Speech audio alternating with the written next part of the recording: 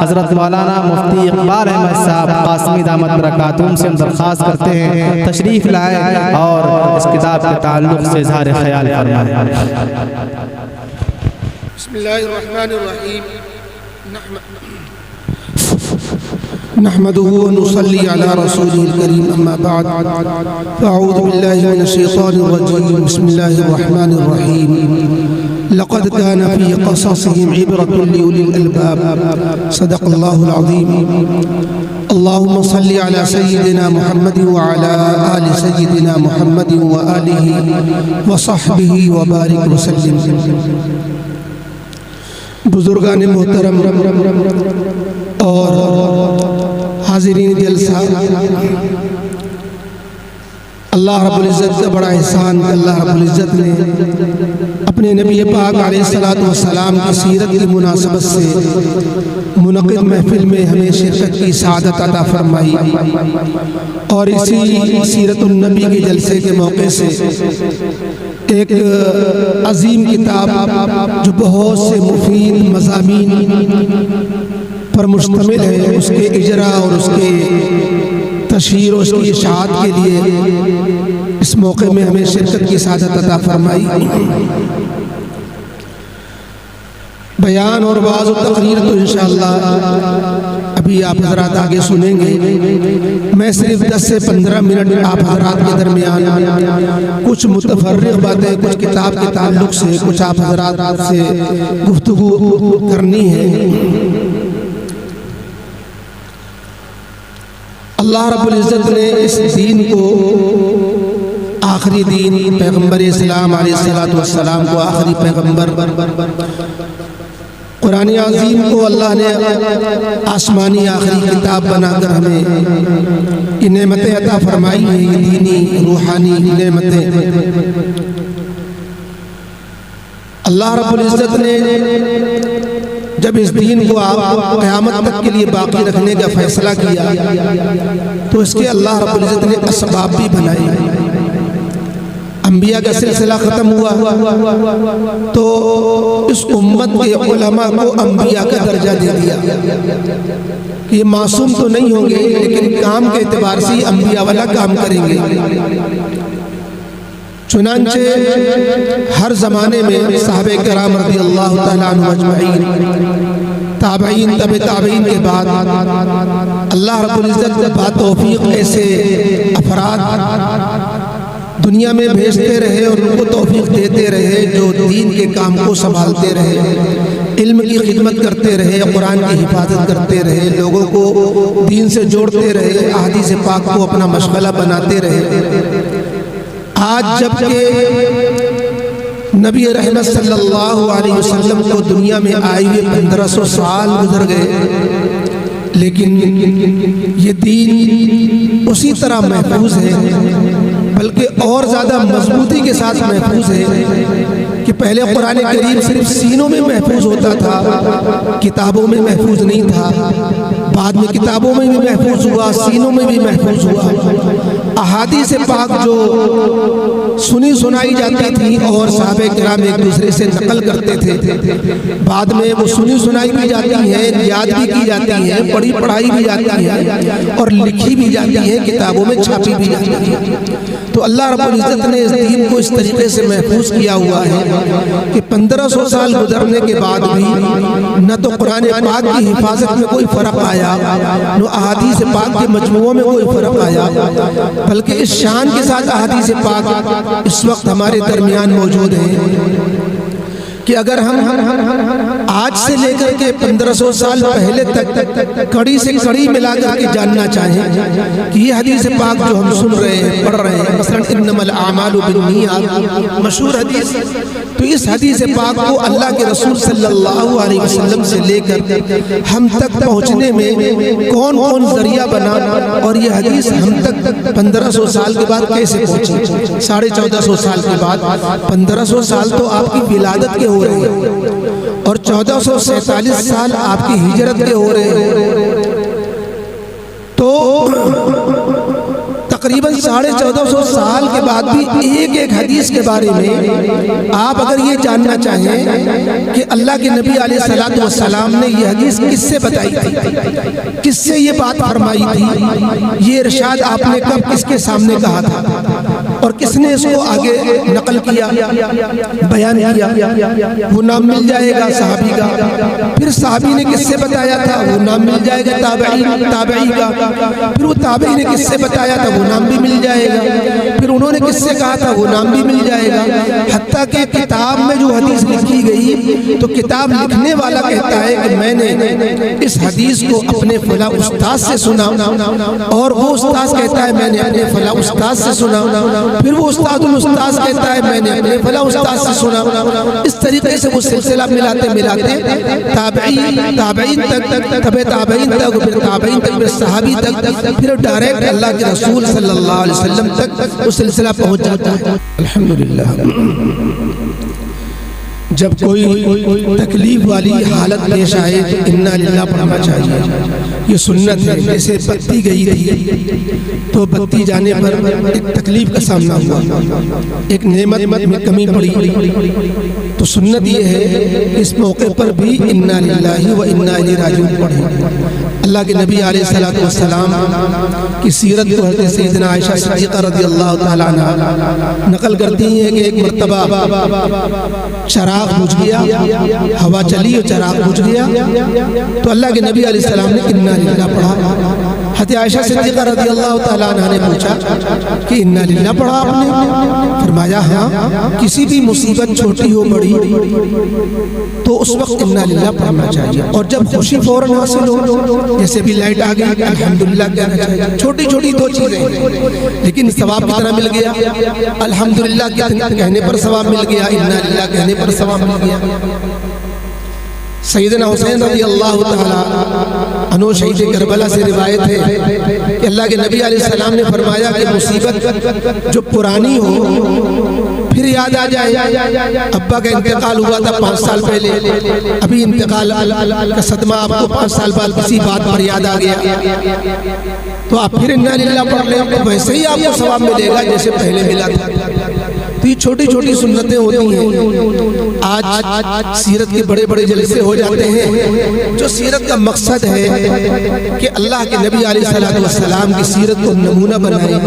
اللہ کے نبی علیہ الصلوۃ والسلام کے معمولات کو اپنی زندگی کا معمول بنائیں، آپ کے اسوہ کو سامنے رکھتے ہوئے ہم بھی اسی کی نقل اتارنے کی کوشش کریں، لیکن وہ ہو نہیں پاتا۔ آج ہم دنیا کے مختلف طریقوں اور مختلف چیزوں کو فالو کرتے ہیں، اور نئے نئے طریقے آتے ہیں، نئے نئے فیشن آتے ہیں، نئی نئی جو ہے زندگی میں چیزیں آتی ہیں، اور ہم اس پہ جو ہے چل پڑتے ہیں، ان کے غلام بن کر کے اس کے پیچھے چلنے لگ جاتے ہیں۔ یاد رکھیے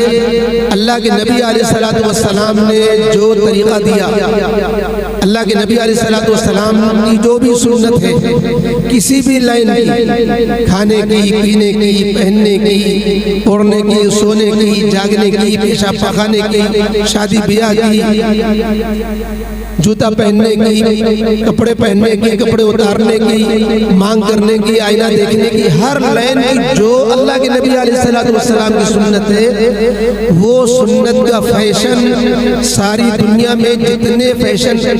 آئے، آ رہے، آئیں گے، وہ سنت سے زیادہ خوبصورت، سنت سے زیادہ خوبیوں بھرے ہو نہیں سکتے۔ آپ کمپیئر کر لیجئے، موازنہ کر لیجئے، مقابلہ کر لیجئے۔ ایک طرف نبی کریم علیہ الصلوۃ والسلام کے طریقے کو رکھیے، دوسری طرف اس کے مد مقابل جو دنیا میں طریقہ چل رہا ہو، جو فیشن چل رہا ہو، جو بھی متبادل اس کا نظام چل رہا ہو، اس کو سامنے رکھیے۔ سنت کے اندر جو خوبی ہوگی وہ خوبی کسی بھی دوسرے طریقے میں ممکن ہی نہیں۔ اس لیے میرے بھائیوں، پردہ نشین ماؤں بہنوں، سنت کے فیشن کو اپنا فیشن بناؤ۔ یہ وہ فیشن ہے کہ اس سے اچھا فیشن ہو نہیں سکتا، اس سے اچھا طریقہ ہو نہیں سکتا، اور کوئی کیوں، یہ اللہ رب العزت کی طرف سے بتایا ہوا، بھیجا ہوا، بنایا ہوا اللہ کی طرف سے یہ طریقہ ہے۔ لہذا سارے طریقے اسی لیے بدل جاتے ہیں کہ دوسری خوبی سامنے آ جاتی ہے تو جو پہلا فیشن تھا وہ ریجیکٹ ہو جاتا ہے، وہ ایکسپائر ہو جاتا ہے کہ بھائی اس میں یہ مزہ نہیں ہے، اس والے فیشن میں یہ مزہ ہے۔ لیکن اللہ کی طرف سے جو فیشن دیا جاتا ہے وہ ناقابل تبدیل ہوتا ہے۔ وہ ناقابل تبدیل اسی لیے ہوتا ہے کہ اس سنت سے بہتر سنت کہاں آ سکتی ہے، اس طریقے سے بہتر طریقہ کہاں ہو سکتا ہے۔ اسی لیے حضرت مولانا شاہ برار الحق صاحب رحمۃ اللہ علیہ فرمایا کرتے تھے سنت کی 3 خوبیاں کہ سنت والا جو طریقہ ہوتا ہے وہ اجمل بھی ہوتا ہے، اکمل بھی ہوتا ہے، اسہل بھی ہوتا ہے۔ اس سے زیادہ جمیل و خوبصورت طریقہ نہیں ہو سکتا، اس سے زیادہ کامل مکمل طریقہ نہیں ہو سکتا، اس سے زیادہ آسان اور سہولت والا طریقہ نہیں ہو سکتا۔ لیکن آج ہم اجمل، اکمل اور اسہل والے سنت کے طریقوں کو چھوڑ کر غیروں کے طریقے پر، یہود و نصارہ کے طریقے پر اپنا چل رہے ہیں۔ اللہ تعالیٰ ہمیں ان طریقوں سے بچائے اور سنت کی طرف لوٹنے والا بنائے۔ سیرت النبی کا اصل پیغام تو یہی ہوا کرتا ہے۔ تو بہرحال مجھے سیرت النبی پر پوری بات نہیں کرنی ہے، انشاءاللہ اس کے لیے بڑے بڑے مقرر اسٹیج پر تشریف فرما ہے اور تشریف لانے والے بھی ہیں۔ مجھے ایک دوسری بات جو اس موقع پر ضمن عرض کرنی ہے، آپ نے بینر میں نیچے جو بڑا بینر لگا ہوا ہے، ایک طرف تو سیرت النبی کا جلسہ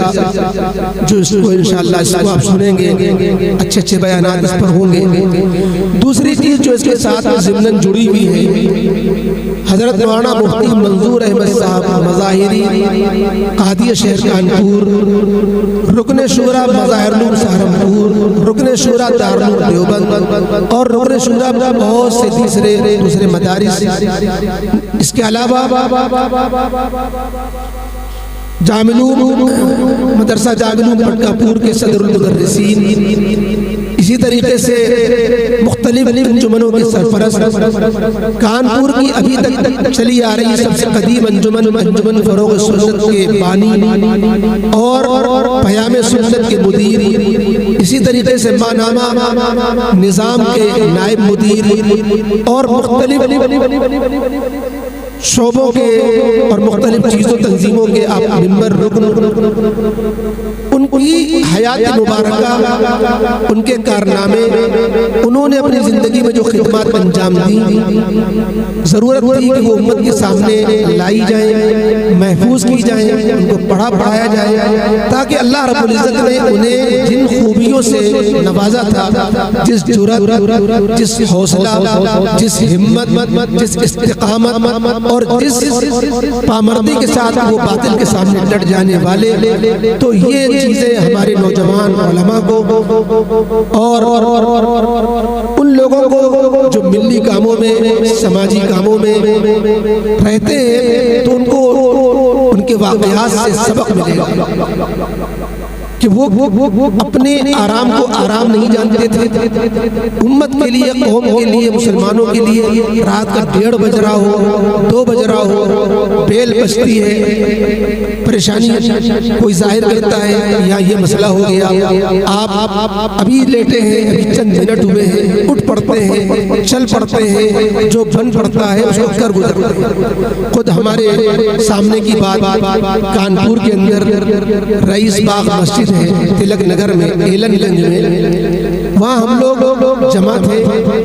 مختلف علماء کرام تھے، حضرت مولانا شکیل صاحب قاسمی رحمۃ اللہ علیہ تھے، قاری محمد الہی صاحب امام عیدگاہ رحمۃ اللہ علیہ تھے، اور چھوٹوں میں ہم لوگ بھی تھے۔ جنتری مرتب کی جا رہی تھی، جو دائمی اسلامی جنتری، جو نئی جنتری چل رہی ہے کانپور میں، اور ادھر بھی لوگ واقف ہوں گے ان سے، اس کو مرتب کیا جا رہا تھا۔ تو اس کو مرتب کرتے کہ 11:30 12 بج گئے، ابھی کھانا کھا کر کے لیٹے ہی تھے، 1:30 بجے کال آ جاتی ہے کہ کاکا دیو میں ایک مسجد پر کچھ اپنے ہی جو ہے لوگوں نے امام صاحب کو ہٹا کر کے، جو مسجد میں سو رہے تھے، باہر نکالا اور کچھ شرپسند آ کر کے اس پر قبضہ کر رہے ہیں۔ اہل بدعت کی طرف سے اس مسجد پہ قبضہ کیا جا رہا ہے۔ تو انہوں نے یہ نہیں کہا صبح ہونے دو، ابھی تم لوگ نمٹ لو، ہم صبح جو ہے ڈی ایم سے ملیں گے، ایس ایس پی سے ملیں گے۔ حضرت مولانا مفتی منظور احمد صاحب اسی وقت اٹھے، اٹھنے کے بعد اپنے ساتھ 2 ساتھیوں کو لیا، فرمایا کہ پہلے تو چائے وقوع پہ چلو، اور فرمایا کہ ان کے نمبرات نکالو، جو ڈی ایم ایس پی سب سے بات کرو۔ موقع پر گئے، وہاں پر بات کی، رہے، اور صبح 4 بجے کے قریب آئے۔ مسئلہ حل ہو نہ حل ہو، لیکن اپنی طرف سے کوشش کرنے میں کوئی کمی نہیں چھوڑی۔ مسئلہ نہیں حل ہو سکتا تھا، لیکن اپنی سی کوشش کرنا، اسی کے تو ہم ذمہ دار ہیں۔ پیغمبر کو بھی اللہ رب العزت ذمہ داری دیتے ہیں تو پیغام پہنچانے کی دیتے ہیں، ہدایت کو قبول کرے نہ کرے، کام بنے نہ بنے۔ تو یہ ہمارے بزرگوں کی جو ہے تاریخ رہی ہے، اس لیے ان تاریخوں سے ہمیں اپنے نئی نسل کو واقف رہنا چاہیے۔ اور اسی طریقے سے ہم نے جو شروع میں بات شروع کی تھی کہ اللہ کے نبی علیہ السلام جب آخری پیغمبر ہے تو یہ دین قیامت تک کیسے چلے گا؟ یہ سلسلہ کتاب و سنت کا کیسے زندہ رہے گا؟ یہ قرآن و حدیث کیسے محفوظ رہے گا؟ تو اللہ رب العزت انبیاء تو نہیں بھیجتے، لیکن علماء تیار کرتے رہتے ہیں۔ ہر زمانے میں جبال علم کے پہاڑ، عمل کے پہاڑ، استقامت کے پہاڑ، سیرت و سنت کو اپنانے والے اور دین کے کام کاج کو سنبھالنے والے اللہ رب العزت بھیجتے رہتے ہیں۔ اور ایک نہیں، درجنوں نہیں، سینکڑوں نہیں، ہزاروں نہیں، لاکھوں علماء دنیا میں اللہ رب العزت جو ان سے کام لے رہا ہے، دین اسلام کا بیڑا وہ اٹھائے ہوئے ہیں، اور دین اسلام کا کام اسی طریقے سے چل رہا ہے۔ اس دین اسلام کو کوئی اسی لیے مٹا نہیں سکتا کہ اللہ رب العزت کی طرف سے ایسے اسباب مہیا کیا جا رہے ہیں۔ حدیث پاک میں فرمایا الناس معادن الذهب والفضة، کہ یہ انسان سونے چاندی کے کانوں کی طریقے سے کان ہے، جیسے خزانے نکلتے ہیں زمین میں، کان نکل آئی، کوئلے کی کان ہے، سونے کی کان ہے، چاندی کی کان ہے۔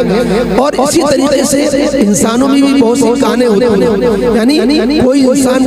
ہیرا نکل آیا تو یہ وہ انسان جو ہے قیمتی انسان نکل آیا، اس نے جو ایک پوری نسل کو سنبھال لیا، اپنے زمانے کا وہ مجدد بن گیا، اپنے زمانے کا وہ قطب بن گیا، اپنے زمانے کا وہ ولی بن گیا، اور اس کے ہاتھوں پر کتنے لوگ جو ہے بیعت ہوئے، کتنے لوگوں نے توبہ کی، کتنے لوگ اسلام پر آئے۔ کوئی خواجہ معین الدین چشتی اجمیری رحمۃ اللہ علیہ بن کر کے سامنے آیا، کوئی سیدنا شیخ عبد القادر جیلانی بن کر کے سامنے آیا۔ کسی کا بہت بڑا کام ہے، سچ پورے ملک میں پھیلا ہوا ہے یا پورے عالم دنیا میں پھیلا ہوا ہے، کسی کا شہر تک پھیلا ہوا ہے۔ بارہ اللہ رب العزت افراد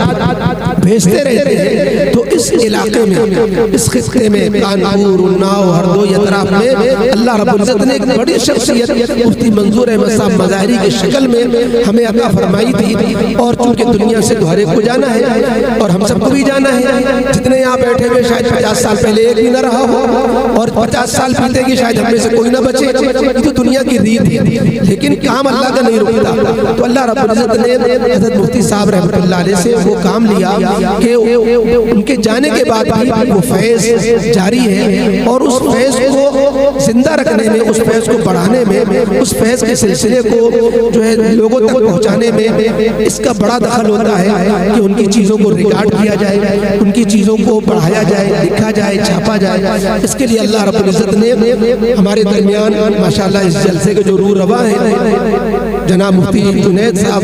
اللہ رب العزت ان کی عمر میں، ان کے علم میں، ان کے عمل میں، اخلاص میں برکتیں عطا فرمائے، اللہ نے ان کو توفیق عطا فرمائی۔ یہ مفتی منظور صاحب رحمۃ اللہ علیہ کے بہت قریبی لوگوں میں نہیں ہے، لیکن اللہ جس سے کام لے لے اللہ تعالیٰ نے ان کو جذبہ عطا فرمایا۔ ان کے انتقال کے بعد ہم لوگوں نے صرف ان کی سوانح چھاپی تھی روشن نقوش کے نام سے، اور ان کے یہاں پر خردار جناب مفتی منصور صاحب ان کے بیٹے موجود ہیں، تو اس کی اشاعت میں، اس کو ترتیب دینے میں ان کا بڑا ہاتھ رہا۔ ہم لوگوں نے بھی اس میں حصہ لیا۔ تو روشن نقوش کے نام سے وہ سوانح تھے، ان کی زندگی کے حوال تھے، کچھ واقعات تھے، لیکن اصل ان کے قلم سے اور ان کے جو ہاتھ سے لکھے ہوئے جو مضامین تھے وہ ابھی تک جو ہے تشنا تھے، اور وہ لوگوں کے علم سے جو ہے مجھول تھے، لوگوں کو پتہ بھی نہیں تھا کہ مفتی منظور صاحب اتنے بڑے قلمکار بھی تھے۔ دو پرچوں اور رسالوں کے ایڈیٹر تھے. ایک تو طرف پیام سنت جو انجمن فروغ سنت کے تحت نکلتا تھا، تو پیام سنت کے مضامین کو مفتی جنید صاحب دامت برکاتہم نے اس کو مضامین کو چھاٹا. پیام سنت کے مضامین کو نہیں، ماہنامہ نظام کے مضامین کو، اور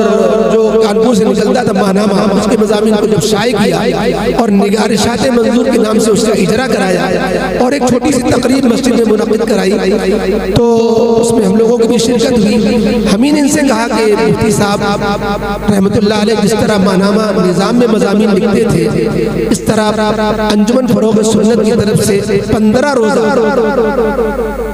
پرچہ نکلتا تھا بڑے سائز میں، اس میں پیام سنت اس کا نام تھا. اس میں باقاعدہ آپ اس کے ایڈیٹر تھے. اس میں 2 مضمون تو آپ کے ہوتے ہی ہوتے تھے. ایک آخری صفحہ جو باب الاستفتاء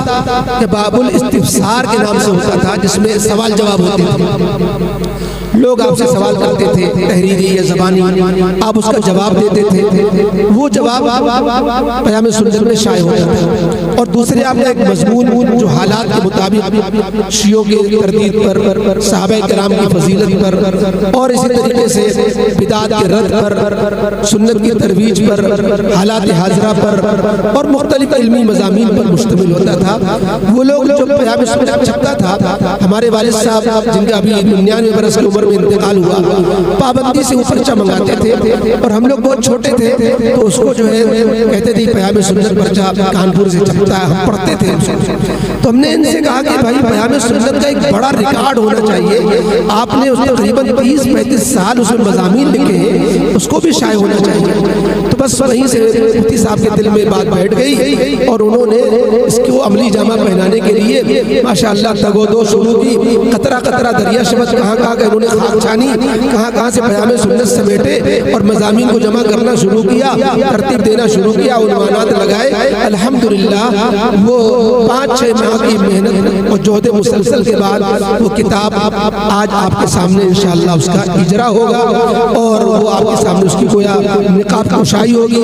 آپ اس میں اس کتاب کو جو اردودہ حضرات ہیں، ادارے والے لوگ ہیں، اپنے ادارے کے لیے، مطالعے کے لیے، اپنی لائبریری کے لیے اس کو حاصل کرے، قیمتاً حاصل کرے، ان کا تعاون کرے. اس لیے کہ مصنف اپنا کلیجہ نکال کر کے رکھ دیتا ہے، لیکن اس کی جب پذیرائی نہیں ہوتی، ہمت افزائی نہیں ہوتی، لوگوں کی طرف سے حوصلہ نہیں ہوتا، تعاون نہیں ہوتا، کتابوں کی نکاسی نہیں ہوتی، تو پھر اس کا دل ٹوٹتا ہے. میں نے تو بڑے اخلاص کے ساتھ اس کو شائع کیا، لوگ اس کو قدردانی کے ہاتھ سے نہیں لے رہے. تو بہرحال اس موقع سے ماشاءاللہ وہ کتاب افادات منظور کے نام سے شائع ہو چکی ہے. اس موقع سے اس کا اجرا بھی ہونا ہے، اور ہم اس پر مبارکباد دیتے ہیں اپنے مرتب محترم مفتی جنید صاحب کو کہ اللہ تبارک و تعالیٰ نے آپ کو اس عظیم کام کے لیے قبول کیا. اللہ رب العزت آپ سے مزید دینی خدمات، علمی خدمات لیتا رہے، اور اس کتاب کو، اس سے پہلے والی کتاب کو، اس کا فائدہ عام و تام فرمائے، لوگوں اس سے فیض حاصل کرتے رہے. بس انہی چند کلمات پر اپنی بات ختم کرتا ہوں. وآخر دعوانا ان الحمدللہ رب العالمین.